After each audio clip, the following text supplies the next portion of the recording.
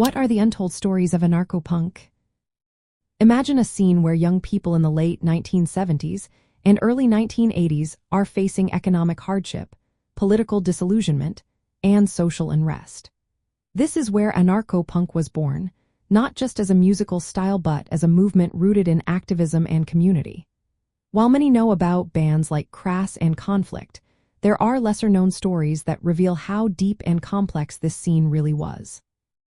Anarcho-punk originated during a time when the United Kingdom was suffering from high unemployment and the effects of Margaret Thatcher's government policies. Youths turned to music and activism as ways to challenge the status quo. They created social spaces like squatted community centers and self-managed venues, which became hubs for political education and direct action. For example, the Wapping Autonomy Center was funded by benefit singles from anarcho-punk bands, showing how music and activism went hand in hand. Unlike mainstream punk bands who signed with big record labels, anarcho-punk bands often rejected the commercial music industry. Many relied on the welfare state, which gave young musicians the freedom to focus on their message without worrying about profit. This independence allowed them to criticize corporate influence and commodification openly, making their music a form of protest. Within anarcho-punk, there was a wide range of views and approaches. For instance, the French Benane Brigade combined punk music with readings from classic anarchist thinkers like Karl Marx and Mikhail Bakunin. They emphasized personal responsibility and opposed all forms of oppression, including racism and militarism. This diversity kept the scene from becoming too rigid and allowed different tactics and ideas to flourish under the shared banner of anti-authoritarianism. The influence of anarcho-punk extended beyond just music. It inspired subgenres like crust punk and grindcore, which mixed anarchist themes with heavier metal sounds.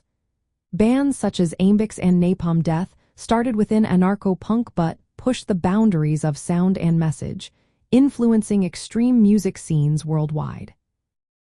The movement also intersected with social causes like nuclear disarmament, animal rights, and anti-fascism, with many bands and fans actively participating in protests and campaigns.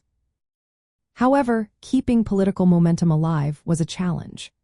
The lack of a strong left-wing political infrastructure in the United Kingdom during the 1980s made it hard for anarcho-punk to turn music-driven activism into lasting political change. Internal disagreements and the difficulty of balancing artistic expression with activism led to fragmentation and a decline in visibility by the late 1980s. Anarcho-punk was also visually striking.